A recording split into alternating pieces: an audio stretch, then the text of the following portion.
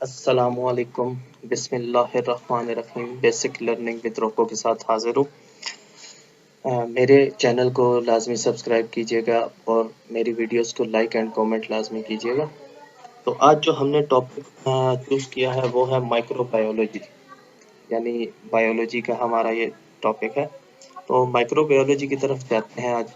Microbiology की पहले definition की तरफ जाते हैं तो हम छोटी-छोटी ज़िंदा चीज़ों का मुताला है। आम तौर पर इसका मतलब ये है कि ज़िंदा चीज़ें जो खुर्दबीन के इस्तेमाल के बगैर देखे नहीं जा सकते, उन ज़िंदगी की शक्लों को माइक्रो ऑर्गेनिज़्म या माइक्रोब्स कहते हैं। और माइक्रो ऑर्गेनिज़्म जो हैं वो इंक्लूड करते हैं बैक्टीरिया पे, वायरसेस पे, प्रोटोज़ोआ पे, माइक्रोस्कोपिक फंजाई पे, माइक्रोस्कोपिक एल्गाई पे। तो सेकंड आ जाती है हमारी बैक्टीरियोलॉजी, यानी बैक्टीरिया का मुताला करना बैक्टीरियोलॉजी कहलाता है। माइक्रोबायोलॉजी के इस हिस्से में बैक्टीरिया की शनाख्त, दर्जा बंदी और खुसूसियात शामिल है। जो शख्स इसको पढ़ता है हम उसे बैक्टीरियोलॉजिस्ट कहते हैं। तो स्ट्रक्चर ऑफ बैक्टीरियल सेल की अगर बात करें तो आ जाता है flagella, capsule, cell wall, cytoplasmic membrane, cytoplasm, ribosome, plasmid, nucleoid, spores. तो स्ट्रक्चर यहाँ पे देखते हैं, ये देखें हमारी कैप्सूल है, सेल वॉल है, साइटोप्लाज्मिक मेम्ब्रेन है, राइबोसोम्स हैं ये जो फ्रीली घूम रहे हैं, पिलाई है, फ्लैजेला है, न्यूक्लियॉइड है, फिर साइटोप्लाज्म है। ये यार ये हमारा सेल स्ट्रक्चर है। सबसे पहले आ जाते हैं हम कैप्सूल पे, यानी कुछ किस्म के बैक्टीरिया जैसे क्लासिबला में सेल वॉल म्यूकस लेयर से घेर लिया जाता है जो इसकी मोटाई पर मुनहसर होती है, जिसे कैप्सूल कहते हैं। ये 99% पानी पर होता है जो इसको डिहाइड्रेशन से रोकता है। सेकंड हमारी आ जाती है सेल वॉल। बैक्टीरिया का सेल एक फर्म लेकिन लचकदार दीवार के जरिए बंद होता है जो खुलिये की शक्ल के लिए जिम्मेदार होता है, जो इसको तहफ़्फ़ुज़ फराहम करता है। सेल की दीवार को मुस्तकिल तौर पर तब्दील और मुताक़द पज़ीर बनाया जाता है, जिसकी वजह से आला दर्जे की एंजाइमेटिक एक्टिविटी होती है। यानी सेल वॉल का जो काम होता है वो प्रोटेक्शन फराहम करना है, इसकी शक्ल के लिए जिम्मेदार होती है। तो साइटोप्लाज्मिक मेम्ब्रेन पे जाते हैं। ये झिल्ली सेल की दीवार के नीचे है जो साइटोप्लाज्म को बरकरार रखता है। ये इंतखाबी रुकावट के तौर पर काम करता है, यानी बैरियर है जिसमें ऐसे खुलियात को रोकने या गुजारने देता है जो ज़रूरी अज्जा के नुकसान को रोकता है।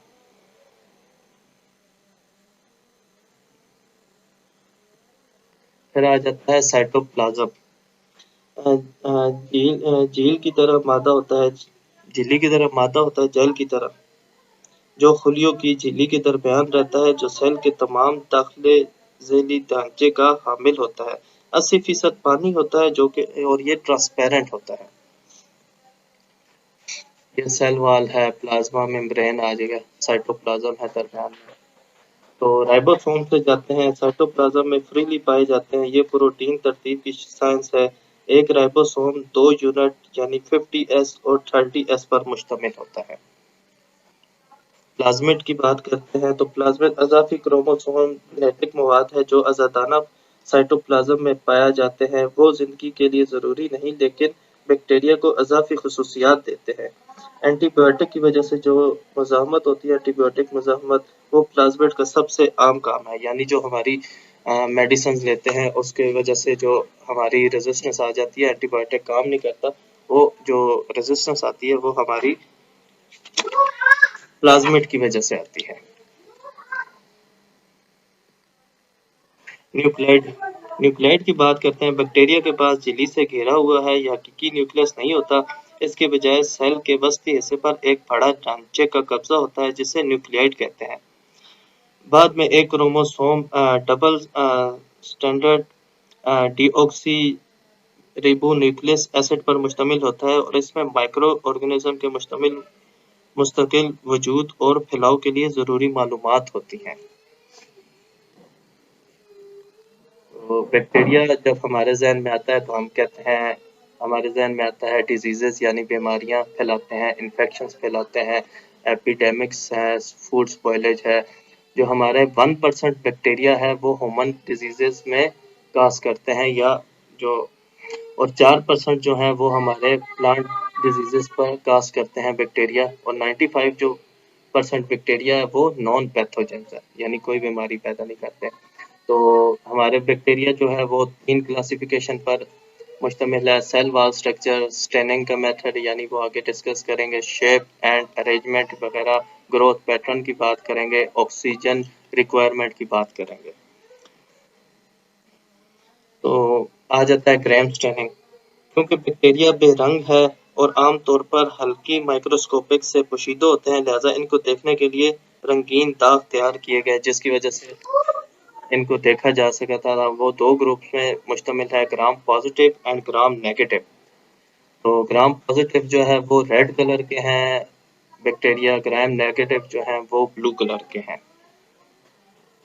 तो ग्राम पॉजिटिव बैक्टीरिया बैक्टीरिया जो प्राइमरी डाई से रंग लेता है और अल्कोहल से डीकलराइज हो जाता है और सेकेंडरी डाई से भी रंगदार नहीं होता, इसे ग्राम पॉजिटिव कहते हैं, यानी कोई भी रंग नहीं आता इस पे।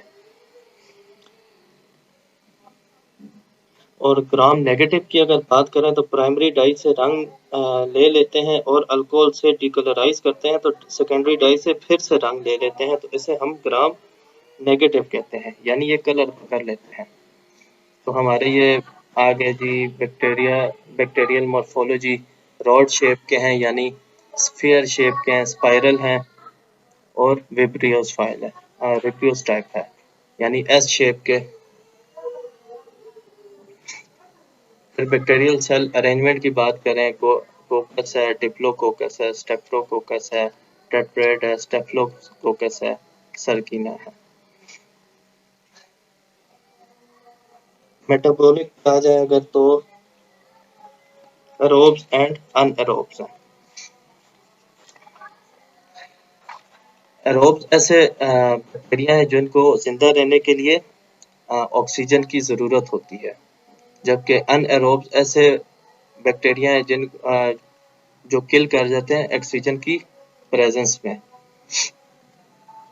तो नॉर्मल फ्लोरा की बात करते हैं। नॉर्मल फ्लोरा वो आम ऑर्गेनिज्म है जो जिस्म के मुख्तलिफ मकामात पर बगैर किसी बुनियाद बीमारी के ज़रूरी मौजूद होते हैं। आम पौधों के अलावा माहौलियाती नबातात वो हयातियात होती हैं जो हवा में रहते हैं और मुतहर्रिक अशिया हैं, यानी आम पौधों या जानवरों में अगरचे मेज़बान की मज़ाहमत तब्दील हो जाए तो बीमारी पैदा करने की सलाहियत मौजूद होती है इसमें। यानी नॉर्मल फ्लोरा अपनी जो पहले मौजूद होता है जिस्म में, वो हमारी बॉडी को नुकसान नहीं पहुंचाता, कोई बीमारी नहीं काज करता, लेकिन जब इसे माहौल मिलता है तो ये अपनी शेप चेंज कर लेता है, तो ये हमारे जिस्म के लिए नुकसानदेह साबित हो सकता है। नॉर्मल फ्लोरा की बात करें तो स्टेफिलोकोकस है, इसके स्किन और आई में मौजूद होता है, माउथ, वेजाइना। इसी तरह इकोलाई की बात करें तो लोअर जीआईटी ट्रैक्ट इन्फेक्शन में है, यूट्रस में है, वेजाइना में है। माइक्रोकोकाई है जो स्किन में है, माउथ में मौजूद है, यानी इन्फेक्शन काज करता है। बैक्टीरियोइड्स है जो कि लोअर रेस्पिरेटरी जीआई ट्रैक्ट में है, माउथ में है। इसी तरह बैक्टीरियल पैथोजेनिसिटी की बात करते हैं। वो माइक्रो पैथोजन की अगर बात करें तो वो माइक्रो ऑर्गेनिज्म है जो पौधों, जानवरों या कीड़े मकोड़ों में बीमारी पैदा करने की सलाहियत रखते हैं, उसे हम पैथोजेंस कहते हैं। और पैथोजेनिसिटी की बात करें तो वो सलाहियत है जो एक मेज़बान में बीमारी पैदा करती है, यानी किसी जिस्म में पैथोजेनेसिस यानी हमारा जो बैक्टीरिया वगैरह है वो किसी जिस्म में जाते हैं तो वो कोई बीमारी पैदा करते हैं, तो इस सलाहियत को जो कहते हैं हम पैथोजेनिसिटी। सबसे मेन टॉपिक जो है वो है इन्फेक्शन।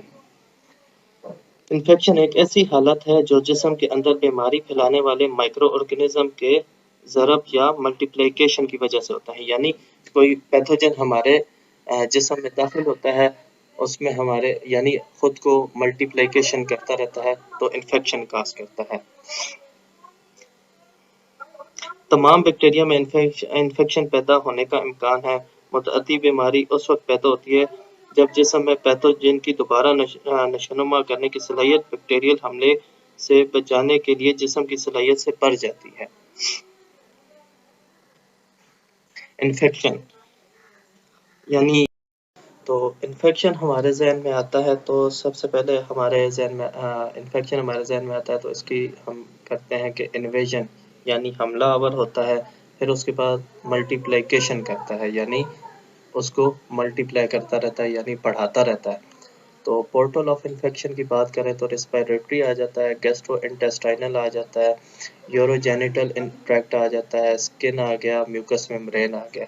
तो हम सोर्स की बात करें तो मैन कफिंग आ गया, खांसी आ गई, स्नीजिंग आ गई, स्पीकिंग आ गई, डायरेक्ट कॉन्टैक्ट है, कैरियर है टाइफाइड, फिर इंसेक्ट्स आ जाते हैं, मॉस्किटो मच्छर आ जाते हैं, फ्लाइज मक्खियाँ आ जाती हैं, हवा में भी मौजूद होता है, फूड स्टफ में भी होता है, वाटर में भी होता है, डस्ट में भी होता है। टाइप ऑफ इन्फेक्शन की बात करें तो सबसे पहले आ जाता है मिक्स्ड इन्फेक्शन, जो कि बहुत से पैथोजन से मिल के कास्ट करता है, बीमारी कास्ट करता है, उसे हम मिक्स्ड इन्फेक्शन कहते हैं। सुपर इन्फेक्शन की बात करें तो ओरिजिनल इन्फेक्शन की मौजूदगी में दूसरा इन्फेक्शन का आना सुपर इन्फेक्शन कहते हैं। यानी एक ओरिजिनल इन्फेक्शन मौजूद है तो दोबारा ओरिजिनल इन्फेक्शन की मौजूदगी में एक और इन्फेक्शन का आना उसे सुपर इन्फेक्शन कहते हैं। और री इन्फेक्शन यानी रिकवरी के बाद सेम पैथोजन से दोबारा इन्फेक्शन आना, इसे री इन्फेक्शन कहते हैं। यानी एक दफ़ा रिकवरी हो गई सेम पैथोजन से दोबारा इन्फेक्ट होना, इसे हम री इन्फेक्शन कहते हैं। और सेकेंडरी इन्फेक्शन की बात करें तो अगर किसी इन्फेक्शन के ज़रिए हयातियात की क़ुव्वत मज़ामत यानी रेजिस्टेंस इतनी कमज़ोर हो जाती है तो इसके बाद दूसरे पैथोजन मज़ीद इन्फेक्शन का सबब बनते हैं। तो टाइप ऑफ इन्फेक्शन दो और है, एक आ जाती है systematic infection, superficial infection. Systematic infection की बात करें तो बैक्टीरिया या पैथोजन जब खून में दाखिल होता है और टॉक्सिन बनाता है तो इसे हम सिस्टमेटिक कहते हैं। और सुपरफिशियल इन्फेक्शन जो है ऐसे इन्फेक्शन जो हमारी जिस्म की आउटर सतह पे होते हैं, जैसा कि स्किन पे इन्फेक्शन होना, नाखून या बाल पे इन्फेक्शन होना। फिर आ जाते हैं कुछ इन्फेक्शंस के बारे में टाइप्स के बारे में बात करते हैं जो कि कम्युनिटी एक्वायर्ड होते हैं, हॉस्पिटल एक्वायर्ड होते हैं और अपॉर्चुनिस्टिक इन्फेक्शन होते हैं। तो कम्युनिटी एक्वायर्ड की बात करें तो हमारे माशरे में बड़े पैमाने पर हासिल होते हैं, यानी हमारी जो जहाँ हम रह रहे हैं कम्युनिटी में जिसमें वहाँ पे इन्फेक्शन का आना हमारा कम्युनिटी एक्वायर्ड कहलाता है। इसमें यानी हॉस्पिटल और क्लिनिक के अलावा जो इन्फेक्शन आते हैं हमारे कम्युनिटी में। तो हॉस्पिटल एक्वायर्ड इन्फेक्शन की बात करें इसे हम नोज़ोकोमियल इन्फेक्शन भी कहते हैं। तो अस्पताल या क्लिनिक में इन्फेक्शन आम होना आम तौर पर मुख्तलिफ पैथोजन की वजह से होता है, यानी जो अस्पताल में किए गए तरीक़ाकार की वजह से इन्फेक्शन होता है तो इसे हम हॉस्पिटल एक्वायर इन्फेक्शन कहते हैं। और अपॉर्चुनिस्ट इन्फेक्शन की बात करें तो हमने नॉर्मल फ्लोरा की बात की थी, यानी इसे मौका मिलता है तो ये बीमारी पैदा करता है। तो उसी से हम आगे बात करते हैं। अगर कोई मौका पेश करे तो ऑर्गेनिज्म की वजह से होने वाला एक इन्फेक्शन आम हालात में नॉर्मल फ्लोरा पैथोजन होता है। तो इन्फेक्शन जो काज कर रहे हैं वो स्टेफिलोकोकस एरियस की बात करें तो नोज़ोकोमियल इन्फेक्शन, रेस्पिरेटरी ट्रैक्ट इन्फेक्शन है। और स्ट्रेप्टोकोकस निमोनियाई की बात करें तो निमोनिया काज करता है, ब्रोंकाइटिस काज करता है। फिर स्ट्रेप्टोकोकस पायोजीन की बात करें तो अपर एंड लोअर रेस्पिरेटरी इन्फेक्शन होती है। और सेप्टिसीमिया भी है इसमें। एंटेरोकोकस की बात करें तो इंटेस्टाइनल इन्फेक्शन है। तो एंटीबायोटिक के बारे में बात करते हैं तो एक ऐसा मादा है जो कुछ बैक्टीरिया या फंजाई या दूसरे ऑर्गेनिज्म से तैयार किया जाता है जो दूसरे माइक्रो ऑर्गेनिज्म की ग्रोथ को रोकते हैं या डिस्ट्रॉय करते हैं। तो टाइप ऑफ एंटीबायोटिक्स की बात करें तो वैसे तो एंटीबायोटिक्स बहुत ज़्यादा हैं, तो उनकी क्लासेस के बारे में बात करते हैं तो पेनिसिलिन है सच, जिसमें पेनिसिलिन आ जाती है और एमोक्सिसिलिन आ जाती है। सेफ्लोस्पोरिन सेकंड क्लास जो है उसमें सेफ्राजोन है, सेकंड सेफेक्साइम भी आ जाती है इसी में। और मैक्रोलाइड की बात करें तो एरिथ्रोमाइसिन है, क्लेथ्रोमाइसिन है, अजिथ्रोमाइसिन है। और फ्लोरोक्विनोलोन्स की बात करें तो सिप्रोफ्लक्सासिन है, लीवोफ्लक्सासिन है और ओफ्लक्सासिन इसमें आ जाती है। सल्फोनामाइड में आ जाती है जी ट्राइमोक्साउल। और टेट्रासाइक्लिन्स की बात करें तो टेट्रासाइक्लिन एंड डॉक्सीसाइलिन आ जाती है। अमाइनोग्लाइकोसाइड्स में जेंटामाइसिन एंड टोब्रामाइसिन आ जाती है। तो ब्रॉड स्पेक्ट्रम के बारे में बात करते हैं। दो किस्म के कवरेज होती है एंटीबायोटिक की, ब्रॉड स्पेक्ट्रम एंटीबायोटिक्स हैं और नैरो स्पेक्ट्रम एंटीबायोटिक्स हैं। ऐसे एंटीबायोटिक जो बीमारी पैदा करने वाले बैक्टीरिया की वसी रेंज के खिलाफ काम करते हैं, जो कि ग्राम पॉजिटिव और ग्राम नेगेटिव दोनों के खिलाफ काम करते हैं, इसे ब्रॉड स्पेक्ट्रम कहते हैं। और नैरो स्पेक्ट्रम की बात करें तो ऐसे एंटीबायोटिक जो बैक्टीरिया के मखसूस खानदान के खिलाफ काम करते हैं, जैसे मेट्रोनाइडाजोल हो गया, मैक्रोलाइड हो गया, पेनिसिलिन हो गया। तो एक्शन जो है दो किस्म के एक्शन करते हैं। एक बैक्टीरियोसिडल है एक्टिविटी है जो कि बैक्टीरिया को किल करता है, जो कि सेफ्लोस्पोरिन हो गया, पेनिसिलिन हो गया, क्विनोलोन हो गया। और बैक्टीरियोस्टैटिक यानी ऐसे एंटीबायोटिक जो ऑर्गेनिज्म की नशोनुमा को रोकते हैं, बैक्टीरियोस्टैटिक एक्टिविटी कहलाते हैं, जिसमें टेट्रासाइक्लिन आ गया है, माइक्रोलाइड हो गया। और बैक्टीरियल रेजिस्टेंस की अगर बात करें तो रेजिस्टेंस उस वक्त होती है जब किसी एंटीबायोटिक ने बैक्टीरियल अफजाइश को मौसर तरीके से काबू या मारने की अपनी सलाहियत खो दी है, या दूसरे अल्फाज में बैक्टीरिया एंटीबायोटिक के इलाज मुआवजे की मौजूदगी में ज़रब लगाते रहते हैं। यानी एंटीबायोटिक जब रेजिस्टेंस कर जाता है तो बैक्टीरिया जो है वो अपनी ग्रोथ रोकता नहीं है, यानी वो अपनी मल्टीप्लिकेशंस करते रहते हैं। जैसे हम कहते हैं रेजिस्टेंस। और बैक्टीरियल रेजिस्टेंस की बात करें तो why do bacteria become resistance to antibiotic. Antibiotic मज़ामत उस वक्त होती है जब बैक्टीरिया किसी तरह तब्दील हो जाता है जो इन्फेक्शन के इलाज या रोकथाम के लिए बनाए गए मंशियात, केमिकल्स या दीगर एजेंटों की तासीर को कम करता है या ख़त्म करता है। बैक्टीरिया जिंदा रहता है और ज़र्ब होते रहते हैं, जिससे नुकसान होता है। कुछ बैक्टीरिया एंटीबायोटिक को नुकसान पहुंचाने से पहले ही ऐसे मौसर बनाने की सलाहियत को तैयार करते हैं, दूसरे एंटीबायोटिक को तेजी से पंप करते हैं।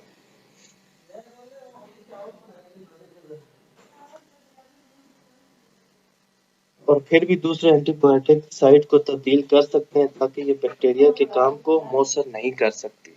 हमारी ये जो तीसरा पॉइंट है। तो थैंक यू वीडियो वॉच करने के लिए। उम्मीद करता हूँ आपको मेरी वीडियो पसंद आई होगी, और मैं रिक्वेस्ट करूँगा कि मेरे चैनल को सब्सक्राइब करें और वीडियो को लाइक एंड कमेंट ज़रूर करें। शुक्रिया।